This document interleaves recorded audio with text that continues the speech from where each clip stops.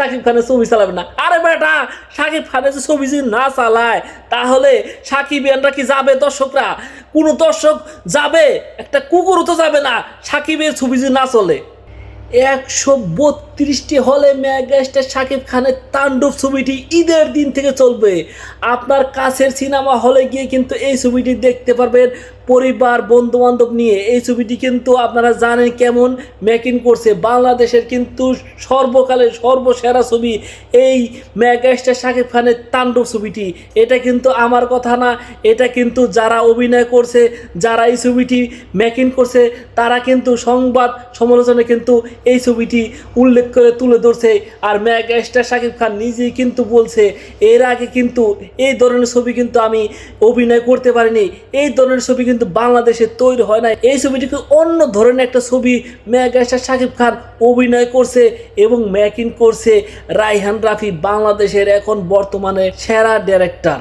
বরাবরের মতো এই ছবিটি কিন্তু আটকে দেওয়ার জন্য অনেক চেষ্টা করছে। কারা কারা আটকে দেওয়ার চেষ্টা করছে? হল মালিকরা শুরু করে অনেকেরা কিন্তু চেষ্টা করছে এই ছবিটি যেন এবারে মুক্তি না পায়, কিন্তু সাকিবিয়ানদের কাছে ব্যর্থ হয়ে গেছে এই হল মালিকরা। আগে কিন্তু বরবাদ ছবি নিয়ে অনেক ষড়যন্ত্র করছে, আপনারা জানেন। তুফান ছবি নিয়ে ষড়যন্ত্র করছে।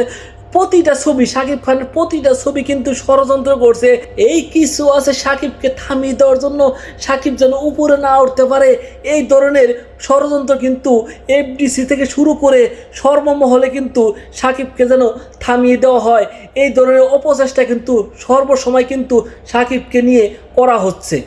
একটা কথা মাথায় রাখবেন, আপনারা যতই ষড়যন্ত্র করুন, সাকিবিয়ানরা যতদিন আছে শাকিব খানকে ঠেকিয়ে রাখতে পারবেন না। যতই ষড়যন্ত্র করবেন ততই সাকিবিয়ানরা কিন্তু আপনাদের উপরে চড়া হবে, আপনাদের নিয়ে উল্টাপাল্টা কথা বলবে। এই জন্য সাকিবকে নিয়ে লাড়াচাড়া করেন না, শাকিব খানের মতন সাকিবকে চলতে দেন। সব সময় তো দেখছি প্রযোজক, ডাইরেক্টর, অন্য অন্য আর্টিস্টরা বা শিল্পী সমিতি বা ডাইরেক্টর সমিতি, প্রযোজক সমিতি যারা আছে তারা কিন্তু চেষ্টা করে যে শাকিব খানকে কীভাবে থামিয়ে দেবে, কিন্তু সাকিবিয়ানদের জন্য পারে না। এবার কি করলো? হল মালিকরা একজোট হয়ে শাকিব খানের ছবি চালাবে না। আরে বেটা, শাকিব খানের যে ছবি যদি না চালায় তাহলে সাকিবিয়ানরা কি যাবে? দর্শকরা, কোনো দর্শক যাবে? একটা কুকুরও তো যাবে না সাকিবের ছবি যদি না চলে। আপনারা কি বলেন? শাকিব খানের ছবি চলবে না, অন্য হিরোর ছবি চলবে?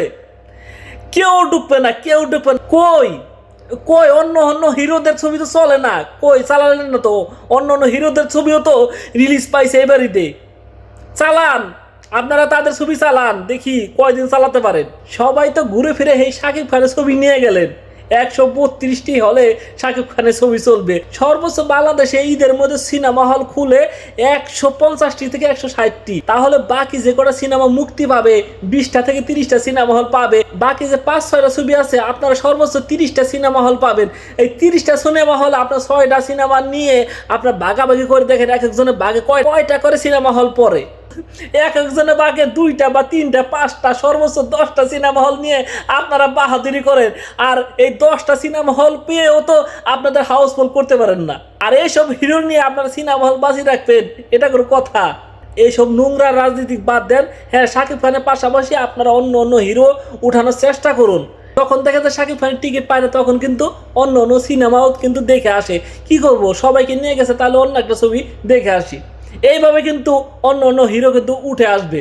আর আপনারা কি করতেছেন? শাকিব খানকে চাই না, সরাই দেন, 1 মাস পর আসেন। এটা কোন পথের কথা? আপনারা এইসব নোংরা রাজনীতিক বাদ দিয়ে সিনেমা কিভাবে এগিয়ে নেওয়া যায় সেই চেষ্টা করুন। শাকিব খানের পিছে লেগে লাভ নাই। সাকিবিয়ানরা কিন্তু বড় একটা ফ্যান ফলোয়ার আছে, এর জন্য এসব চিন্তাভাবনা বাদ দিয়ে আপনার সুষ্ঠুভাবে শাকিব খানকে নিয়ে ভালো কিছু করার চেষ্টা করুন।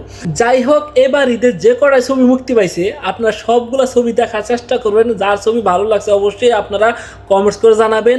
আর ভালো ভালো ছবি আপনারা উৎসাহ করবেন। যার ছবি হোক, শাকিব খানের হোক বা শরীফুল রাজের ছবি হোক, মুশাররফ করিমের ছবি হোক, যার ছবি ভালো হয় তাকে সাধুবাদ জানাবেন। আর একটা হিরো যেন শাকিব খানের পাশে দাঁড়িয়ে যায় সেই চেষ্টাটা করবেন সবাই। আজকের মতন আমি আলহাজ খান, এ পর্যন্তই। আল্লাহ হাফেজ।